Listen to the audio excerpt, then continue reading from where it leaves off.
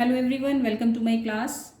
I am going to discuss about Cauchy integral formula and Cauchy integral formula for nth derivative. तो आज हम discuss करेंगे Cauchy integral formula and Cauchy integral formula for nth derivative और इस पर based questions भी हम solve करेंगे। तो डिफरेंट क्वेश्चंस हम सॉल्व करने वाले हैं इन दोनों टॉपिक के ऊपर। Cauchy इंटीग्रल थ्योरम एक्चुअली मैं प्रीवियस लेक्चर में डिस्कस कर चुकी हूँ और इस पर बेस्ड मैंने सारे क्वेश्चन सॉल्व किए थे, डिफरेंट क्वेश्चन हमने सॉल्व किए थे। तो चलिए अब स्टार्ट करते हैं। सबसे पहले Cauchy integral formula and Cauchy integral formula for nth derivative. तो Cauchy इंटीग्रल थ्योरम आपको पता है कि कोई भी फंक्शन अगर एनालिटिक है और उसका एफ डैश जेड कॉन्टिन्यूअस है इस बाउंड्री पर और इस बाउंड्री के अंदर, तो उसे हम कहते हैं Cauchy इंटीग्रल थ्योरम और इस इंटीग्रेशन की वैल्यू उसमें हो जाती है 0। सिंपल क्लोज कर्व होता है जो कहीं पर भी बाइसेक्ट नहीं करता, कहीं पर भी इंटरसेक्ट नहीं करता। देखिए ये क्लोज कर्व सिंपल है लेकिन ये क्लोज कर्व सिंपल नहीं है। तो ये जो Cauchy इंटीग्रल थ्योरम होती है ये इस कर्व के लिए डिफाइन होती है, इस कर्व के लिए डिफाइन नहीं होती क्योंकि ये सिंपल नहीं है, ये इंटरसेक्ट करता है। चलिए अब बात करते हैं Cauchy इंटीग्रल थ्योरम। देखिए इस पर मैं बार बार कह रही हूँ, इसका लिंक मैं शेयर करूंगी कि Cauchy इंटीग्रल थ्योरम पर बेस्ड क्वेश्चंस मैं अपने प्रीवियस लेक्चर में डिस्कस कर चुकी हूँ। तो Cauchy इंटीग्रल फॉर्मूला क्या होता है कि if F Z is analytic within and on a close curve C and a be any point within C, मतलब कोई ये क्लोज कर्व है सी, लुक कोई क्लोज कर्व है सी, इसके अंदर मैंने सपोज एक सर्कल और ले लिया C1 और इसके अंदर हमारे पास यहाँ सेंटर पे जो पॉइंट है वो हमने ए पॉइंट ले लिया। तो इन्होंने कहा कि किसी भी क्लोज कर्व सी के अंदर, ये क्लोज कर्व सी के अंदर अगर कोई पॉइंट ए है तो उस केस में एफ ए यानी कि ये जो ए है इससे जो फंक्शन बनेगा एफ ए वो बराबर हो जाएगा 1/2 पाई ए इंटीग्रेशन कर्व सी जो डिफाइन है F Z upon Z minus A D Z. ये तो आपका स्टेटमेंट हुआ, लेकिन न्यूमेरिकल्स में जब हम सॉल्व करेंगे, अभी मैं कुछ क्वेश्चन सॉल्व करने जा रही हूँ इसके, तो उस क्वेश्चन में आप यूज करेंगे कि integration F Z upon Z minus A D Z is equal to 2 pi A F A put करेंगे। आप कैसे करेंगे, मतलब इस वाले फॉर्मूले को आप न्यूमेरिकल्स में यूज करेंगे। कैसे करेंगे वो भी हम 5 मिनट में डिस्कस करते हैं। चलिए Cauchy integral formula for nth derivative भी हम निकाल लेते हैं। Cauchy integral formula for nth derivative होता है F N A. F N A मतलब nth टाइम डेरिवेटिव करना, जितनी बार उस क्वेश्चन में दिया है, 2 बार दिया है 2 बार करेंगे, 3 बार दिया है 3 बार करेंगे, n बार दिया है तो n बार भी करेंगे। तो ये n की हर एक वैल्यू के लिए एप्लीकेबल होगा। तो n factorial upon 2 pi I integration F Z upon Z minus A की power n minus 1 D Z.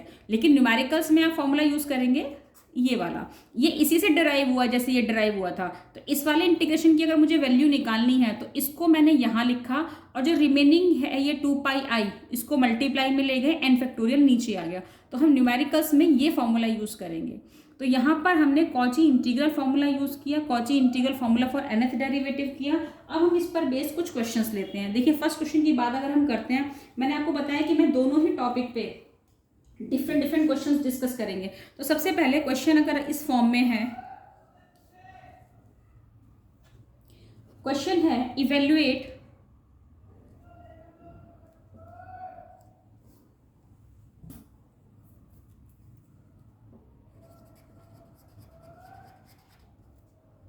Integration e to the power that is minus z upon z plus 1 dz where c is the circle, c is the circle, c is the circle and mod z is equal to 2। तो आपको इस integration की value calculate करनी है। तो अब देखिए इस क्वेश्चन में इंटीग्रेशन की वैल्यू, ये इंटीग्रेशन कैलकुलेट करना है। तो सबसे पहले e टू दी पावर जो z है ये फंक्शन कैसा होगा, एक्सपोनेंशियल फंक्शन एनालिटिक होता है। तो e की पावर जो ये माइनस z है ये एनालिटिक है। देखो कोई भी थ्योरम जब हम अप्लाई करते हैं तो उसकी जो टर्म्स एंड कंडीशंस हैं उसको देखते हैं कि वो फुलफिल हो रही हैं या नहीं। तो फंक्शन क्या होना चाहिए, एनालिटिक होना चाहिए। और e की पावर माइनस z है, एक्सपोनेंशियल फंक्शन है तो इट मस्ट बी एनालिटिक। तो e की power minus z is analytic. तो चलो पहली बात तो पूरी हो गई कि ये फंक्शन एनालिटिक है। दूसरी बात इसमें इन्होंने क्या कहा कि यहाँ पर a की वैल्यू चेक करते हैं, z प्लस 1 है। हमारे पास जो फॉर्मूला होता है वो होता है z माइनस ए, यानी कि z माइनस ए। तो a की वैल्यू अगर इसमें से मैं चेक करूँ तो a की वैल्यू कितनी आएगी यहाँ पर -1। a की वैल्यू -1 क्यों है, क्योंकि फॉर्मूला जो होता है वो होता है z माइनस ए और यहाँ पर दे रखा है z प्लस ए। जब आप इन दोनों को कंपेयर करेंगे तो a आ जाएगा आपका -1। अच्छा, इस सर्कल की बात करते हैं। जिस कर्व के ऊपर डिफाइन किया है वो कर्व आपका सर्कल है। ये सर्कल की इक्वेशन होती है। तो यहाँ पर इसका सेंटर आपका हो जाएगा 0 और इसका जो रेडियस हो जाएगा वो हो जाएगा आपका 2। तो सेंटर भी है, रेडियस भी है। तो अब देखिए, सेंटर है, रेडियस है, तो सर्कल कैसा बनेगा? सर्कल आपका ऐसे बनेगा। ये आपका सेंटर है, रेडियस है आपका 2, तो 2 रेडियस का आप ऐसे एक सर्कल बनाएंगे। ये बना आपका कर्व। तो ये 2 रेडियस है, यानी कि यहाँ से यहाँ तक का जो डिस्टेंस है ये 2 है, ये भी आपका 2 है। तो ये जो पॉइंट है ए, ये -1 इसके अंदर लाई करेगा सी, क्योंकि ए इसके अंदर लाई करता है, तब हम इस थ्योरम को अप्लाई करके इसको 2πa/fa लिखते हैं। तो देखिए ये -1 इसके अंदर, यस, इस पोर्शन में जो ये वाला रेडियस होगा ये तो बेटा, ये तो भाई +2 होगा और इधर की तरफ -2 होगा, तो -1 तो इसके बीच में आ गया। तो ये पॉइंट इस कर्व के अंदर लाई करता है। तो यही कहा था कि ए पॉइंट क्या होना चाहिए, इसके अंदर होना चाहिए, तो इसके अंदर ये लाई करता है। तो लिखेंगे a = -1 which lies inside the curve, lies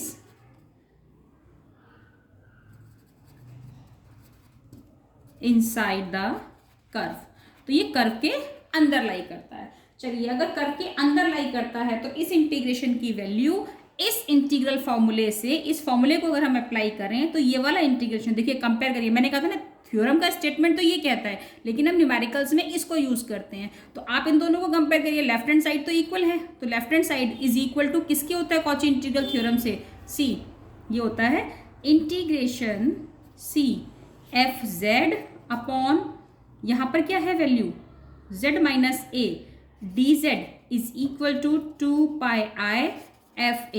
ये फॉर्मूला हमने कॉची इंटीग्रल फॉर्मूला लिखा, Cauchy integral formula. Cauchy integral फॉर्मूले में अब हम ये वाली वैल्यू पुट करते हैं। फंक्शन एफ जेड है हमारा e⁻⁻z, तो e⁻⁻z और z+1, तो ये रिप्लेस करेंगे, तो यहाँ पर f(a) के इक्वल पुट करेंगे। चलिए देखते हैं।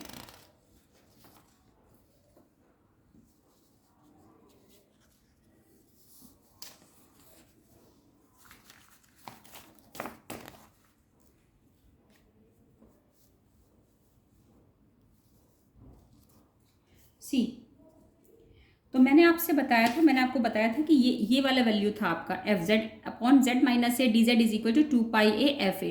तो f(z) की वैल्यू तो है आपकी ये, तो ये इंटीग्रेशन हो जाएगा, integration e⁻⁻z upon z+1 dz is equal to 2πi/f(a).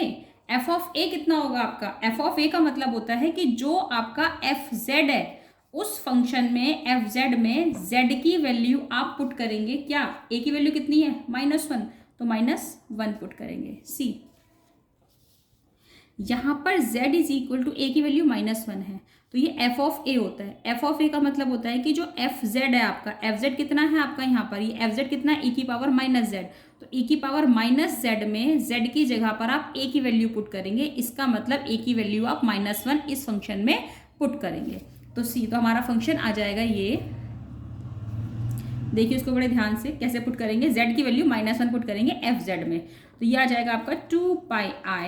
fz की वैल्यू कितनी थी हमारी? e⁻⁻z, और z की वैल्यू आपको पुट करनी है -1, तो 2πi e⁻, जब -1 आप z की जगह पुट करेंगे तो +1 हो जाएगा, तो 2πi/e, ये आपका रिजल्ट है। क्लियर? तो फर्स्ट टाइप के क्वेश्चन में तो कुछ नहीं था, सिर्फ हमको ये कॉची इंटीग्रल फॉर्मूले से इसका वैल्यू इवेल्युएट करनी थी। अब डिफरेंट क्वेश्चंस, क्योंकि देखिए ये तो सिंपल था, लेकिन क्वेश्चन में क्या होता है कि हो सकता है कि एक पॉइंट जो हमने कैलकुलेट किया, ये जो पॉइंट इसमें z = 1 है, ये इसके अंदर लाई कर गया, ना, जो आपने कर्व बनाया। कॉची इंटीग्रल फॉर्मूला यही कहता है कि पॉइंट जो a है वो इसके अंदर आना चाहिए, और ये इसके अंदर आ गया था -1। हो सकता है कि वो पॉइंट है वो उसके बाहर निकल जाए कर्व के, तो वो केस में क्या करेंगे? तो this is the second type of Cauchy integral formula question. तो कॉची इंटीग्रल फॉर्मूला का सेकेंड टाइप का क्वेश्चन अब हम सॉल्व कर रहे हैं। वो क्वेश्चन क्या है देखिए, नेक्स्ट क्वेश्चन, इवेल्युएट करना है integration c sin pi Z square cos pi Z square, बहुत इंपॉर्टेंट क्वेश्चन है ये, जेड माइनस वन, बहुत बार आया बीटेक में, बहुत बार आया ये पूछा गया क्वेश्चन। ऐसा रिलेटेड, इससे रिलेटेड ही थोड़ा बहुत उसको चेंज कर देते हैं और सेम ऐसा ही क्वेश्चन कई बार रिपीट हुआ है। तो सी, और where C is the circle mod Z is equal to 3, इसी क्वेश्चन में आगे दिया है कि where C is the circle mod Z is equal to 3, आपको ये क्वेश्चन डिफाइन किया। अब देखिए इस क्वेश्चन में हम क्या करेंगे। सबसे पहली बात कि mod Z is equal to 3, जैसे कि हमने पहले बताया था कि इसका मतलब कि सर्कल की इक्वेशन है जिसका सेंटर 0 है और रेडियस 3 है। तो आप कैसे बनाएंगे, आप सर्कल ऐसे बनाएंगे, ये सेंटर 0 और 3 रेडियस का सर्कल ऐसे बनेगा, 3 रेडियस का सर्कल। तो रेडियस अगर 3 है और इसके अगर मैं पॉइंट कैलकुलेट करूं तो ये आएगा z इज इक्वल टू 1 और 2, यहाँ पर अगर इक्वल टू में 0 पुट करते हैं तो 1 और 2, ये 3 का रेडियस है तो 1 भी इसके अंदर लाई कर रहा है और 2 भी इसके अंदर लाई कर रहा है। चलिए तो दोनों पॉइंट लाई कर गए। वो थर्ड केस होगा जो हम डिस्कस करेंगे नेक्स्ट क्वेश्चन में। एक ऐसा क्वेश्चन लेंगे जिसमें पॉइंट इसके बाहर निकल जाए, उस केस में आप क्या करेंगे। तो यहाँ पर तो देखिए z इज इक्वल टू 1 भी इसके अंदर लाई कर रहा है यहाँ पर, और z इज इक्वल टू 2 भी लाई कर रहा है। तो लेकिन 2 पॉइंट अगर एक साथ लाई कर रहे हैं तो आप सिंप्लीफिकेशन कैसे करेंगे। एक पॉइंट लाई कर रहा था तो आपने सॉल्व कर लिया था। चलिए तो इसको सॉल्व करने के लिए हम क्या करते हैं, सबसे पहले देखो एक साथ में z की वैल्यू जो हम यहाँ पर पुट करे थे कि z इज इक्वल टू -1 हमने पुट किया था, तो क्या आप एक साथ z की 2 वैल्यू पुट कर सकते हैं, नहीं कर सकते। तो इस केस में ये सेकंड टाइप है आपका कि अगर 2 वैल्यू आ गई या 3 वैल्यू आ गई तो आप उस केस में आप क्या करेंगे। ये तो एक ही पॉइंट निकल कर आया z is equal to a, जिसकी वैल्यू है -1 आपने पुट कर दिया। अब 2 पॉइंट निकल कर आ रहे हैं तो इस केस में हम क्या करेंगे कि हम दोनों ही पॉइंट क्या कर रहे हैं, लाई कर रहे हैं, लाइज इनसाइड द सर्कल। तो हम इसमें क्या करेंगे, एक बार तो इसको लेकर चलेंगे कि ये वाला पॉइंट इस मतलब z-1 को इस पूरे कर्व के साथ लेकर चलेंगे, इस पॉइंट को पुट करेंगे। एक बार इसको साथ में लेकर चलेंगे, पूरा फंक्शन मानेंगे और z is equal to 1 put करेंगे। तो इसको हमें 2 पार्ट्स में ब्रेक करना है। तो कैसे ब्रेक करेंगे देखिए जरा, इंटीग्रेशन c ये हो जाएगा sine pi Z square plus cos pi Z square upon में सपोज z-1 मैं पूरा फंक्शन एक्चुअली लेके चल रही हूँ, मतलब मैंने लेगा ये फंक्शन पूरा एक साथ है और z इज इक्वल टू 2 मैंने लिया सिर्फ एक पॉइंट। तो मैं इस तरह से इसको डिफाइन कर रही हूँ, अपॉन में आ जाएगा होल अपॉन में z-2। चलिए अब प्लस नेक्स्ट, अब की बार मैं क्या लेके चल रही हूँ कि sine pi Z square plus cos pi Z square upon में z-2 इस फंक्शन के साथ लेके चलेंगे और z-1 को हम पुट करेंगे कि हम एक बार लेके चलेंगे कि z is equal to 2 lies inside the circle. तो ये वाला केस बन गया, इस पूरे को हमने एक फंक्शन मान लिया। एक बार लेके चलेंगे कि z is equal to 1 lies inside the circle और इस पूरे को एक फंक्शन मान लिया। तो इसमें एक बार में आप एक ही वैल्यू पुट करेंगे किसी भी फंक्शन में। तो इसमें तो पुट करेंगे z की वैल्यू 2 और इसमें पुट करेंगे z की वैल्यू 1। चलिए देखते हैं कैसे करते हैं। अब हम क्या करेंगे, ये जो इंटीग्रेशन होता है मैंने आपको कॉची इंटीग्रल थ्योरम में क्या बताया था कि 2 पाई आई इंटू एफ जेड करते हैं। तो इस फंक्शन में एफ जेड आपका ये पूरा फंक्शन एफ जेड है, ये फंक्शन एफ जेड है इस केस में। तो ये बराबर हो जाएगा बाय कॉची इंटीग्रल फॉर्मूला, ये हो जाएगा आपका 2 पाई आई इंटू एफ जेड है आपका sine pi Z square plus cos pi Z square upon में z-1 और आप z की वैल्यू पुट करेंगे 2। बहुत इंपॉर्टेंट पार्ट है ये वाला। चलिए आगे देखते हैं। प्लस ऐसे ही ये वाला इंटीग्रेशन किसके बराबर होगा, 2 पाई आई और sine pi Z square plus cos pi Z square upon में ये z-2, यानी कि ये मैंने पूरा एक फंक्शन अब की बार इस z-2 को इंक्लूड करके किया और हम पुट करेंगे z की वैल्यू 1, सेम जैसे यहाँ पर किया था। यहाँ पर एक बार एक ही पॉइंट पुट किया था क्योंकि एक ही पॉइंट था, यहाँ पर 2 पॉइंट उसमें लाई कर रहे हैं तो बारी बारी से पुट करेंगे। एक बार इस पूरे को एक फंक्शन मानेंगे, एक बार इसको एक फंक्शन मानेंगे। चलिए अब पुट करते हैं 2 पाई आई। अब अगर मैं z की वैल्यू 2 पुट करती हूँ 2, तो 2 पुट करेंगे तो कितना आएगा 4 पाई, और साइन में हमें पता है सारे पाई 0 होते हैं, तो ये तो खत्म हो गया। यहाँ पर 2 पुट करेंगे z की वैल्यू तो 4 पाई, और cos 4 पाई की वैल्यू कितनी होती है, cos 2 पाई की वैल्यू कितनी होती है, 2n पाई 1 होता है, तो cos 4 पाई भी क्या हो जाएगा 1। तो ये तो आपका अगर आप 2 पुट करेंगे, यहाँ पे 2 पुट करेंगे तो कितना आएगा 2 - 1 कितना आएगा 1, तो ये आ जाएगा आपका 1 पूरा सिंप्लीफिकेशन प्लस 2 पाई आई। अब यहाँ पर z की वैल्यू 1 पुट करते हैं। देखिए यहाँ 1 पुट करूँगी तो साइन पाई, साइन में सारे पाई 0, ये 0 हो गया, ये भी 0 था। यहाँ पर 1 पुट करेंगे तो कॉस पाई, कॉस पाई कितना होता है आपका -1, तो ऊपर तो आ जाएगा -1। अब यहाँ 1 पुट करेंगे तो नीचे कितना आएगा -1, तो माइनस माइनस क्या हो जाएगा +1। 2 पाई आई और 2 पाई आई, ये हो जाएगा आपका 4 pi I. That is the final result. तो अगर आपके एक से ज़्यादा पॉइंट किसी कर्व में लाई करने हैं तो this is the way to solve. बारी बारी से आप इसको पुट करेंगे। चलिए अब एक क्वेश्चन मैंने जैसे बताया था कि एक पॉइंट तो कर्व के अंदर आ रहा है और एक पॉइंट कर्व के अंदर नहीं आ रहा, तो एक क्वेश्चन ऐसा भी ले लेते हैं। चलिए डिस्कस करते हैं। नेक्स्ट क्वेश्चन सी,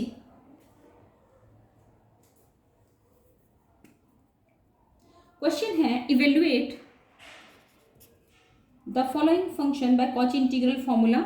इंटीग्रेशन मेंशन है c 4 - 3z अपॉन में z, z -1, z -2 dz।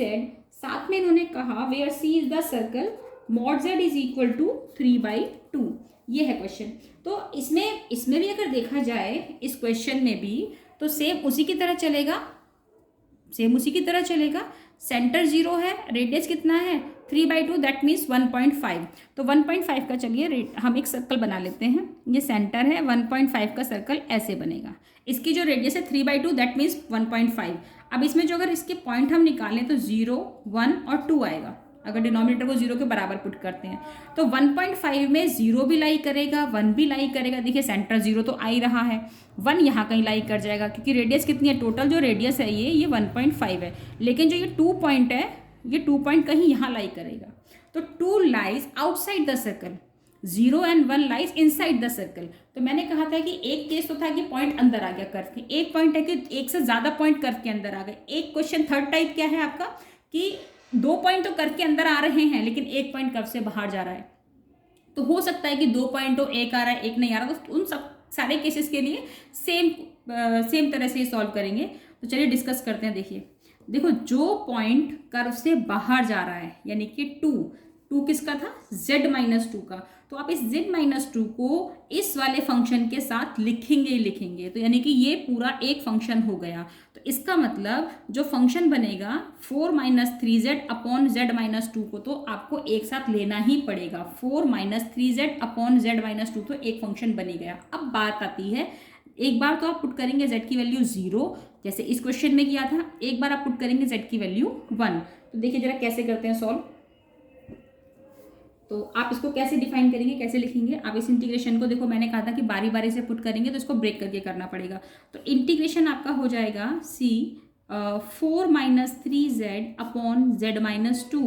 भाई ये तो एक फंक्शन है ही है क्योंकि ये तो इसके बाहर जा रहा है, तो इसका मतलब हमने इसको फंक्शन में एडजस्ट कर दिया। अब हमारे पास से 2 पॉइंट है 0 और 1, तो एक बार तो z को आपको पुट करना है 0 और एक बार आपको z को पुट करना है 1। तो मैं अगर z को 0 पुट कर रही हूँ तो z -1 हम इसके साथ लेकर चलेंगे और नीचे पुट करेंगे z, यानी कि z की वैल्यू 0 पुट करनी है। अब प्लस dz भी साथ में लिखेंगे। इंटीग्रेशन c 4 - 3z z -2, ये तो पूरा एक फंक्शन है ही, इसके साथ में मुझे अब की बार z -2 है। अब मैंने कहा था बारी बारी से करना है, z को मैंने 0 यहाँ पुट किया था, तो अब की बार बारी है z की वैल्यू 1 पुट करने की। तो z को मैं यहाँ लिखूंगी और z -1 में यहाँ dz। ये बड़ा इंपॉर्टेंट पार्ट है, मतलब जो पॉइंट इसके बाहर निकल गया वो तो मैंने फंक्शन के साथ ले ही लिया, उसको तो आप हमेशा लिखेंगे, यहाँ भी लिखेंगे, यहाँ भी लिखेंगे जब आप ब्रेक करेंगे। बस आपको z की वैल्यू 0 और 1 में से एक बार तो आप z की वैल्यू 0 पुट करेंगे तो इसको नीचे ले लेंगे, एक बार z की वैल्यू 1 पुट करेंगे तो उसको नीचे ले लेंगे, z -1 को, इन दोनों को बारी बारी से ले लेंगे और बाकी जो जब आप z की वैल्यू 0 पुट कर रहे हैं तो वो डिनोमिनेटर में लिया है, तो बचा क्या z-1, वो इसके साथ ले लेंगे। यहाँ पर z की वैल्यू 1 पुट कर रहे हैं तो बचा क्या z, तो वो इसके साथ ले लेंगे। तो ये है, this is the way to मतलब मैनेज या इसको डिवाइड करना, इसको ब्रेक करना किसी भी फंक्शन को। चलिए अब आपके पास अब इसमें कोई भी प्रॉब्लम नहीं है कि आप इसको क्या करेंगे। देखिए सबसे पहले कोई भी फंक्शन इंटीग्रेशन जो होता है वो क्या होता है, 2πi f(z). तो यहाँ पर 2π ये किसके बराबर हो जाएगा, ये हो जाएगा 2πi f(z). की वैल्यू कितनी है हमारी 4 - 3z अपॉन में z-2 इंटू z-1, और z की वैल्यू आप पुट करेंगे इसमें 0 प्लस ये हो जाएगा आपका 2πi 4 - 3z upon z-2 into z, और आप इसमें पुट करेंगे z की वैल्यू 1। ये तो था आपका ब्रेक करना और थ्योरम अप्लाई करना। अब देखिए z की वैल्यू अगर मैं 0 इसमें पुट करती हूँ तो z = 0 पुट करेंगे तो ये खत्म 4 आएगा। यहाँ पे z को 0 पुट करेंगे तो -2 -1, तो ये आपका हो जाएगा +2। 4/2 कितना आ जाएगा 2, तो ये हो जाएगा आपका 4πi। अब इसमें अगर हम पुट करते हैं ये 4πi आएगा, यहाँ z की वैल्यू 1 पुट करेंगे तो 4 - 3 1, यहाँ 1 पुट करेंगे तो -1, यहाँ 1, तो ये आ जाएगा आपका -1, तो 2πi। तो जब आप इसमें वैल्यू पुट करेंगे तो ये आपका आ जाएगा, ये हो जाएगा आपका 4πi और ये आ जाएगा -2πi। जब आप वैल्यू पुट करेंगे तो ये आ जाएगा आपका 2πi सिंप्लीफिकेशन के बाद। तो ये आपका फाइनल रिजल्ट है। फिर से बताती हूँ, z की वैल्यू अगर आप 0 पुट करेंगे, 0 पुट कर दो आप इसमें, 0 यहाँ 0 यहाँ 0, तो ये हो जाएगा 4πi। z की वैल्यू 1 पुट करेंगे तो ये आ जाएगा आपका -2πi इसमें, तो इन दोनों को सब्ट्रैक्ट करेंगे तो आपको मिलेगा 2πi। तो ये थे आपके 3 टाइप के मैंने क्वेश्चन इसमें कॉची इंटीग्रल थ्योरम के ऊपर सॉल्व किए। अब आपकी बारी आती है Cauchy nth derivative Cauchy integral का, तो वो मैं नेक्स्ट लेक्चर में डिस्कस करूंगी, Cauchy integral theorem for nth derivative, तो वो हम नेक्स्ट लेक्चर में डिस्कस करेंगे।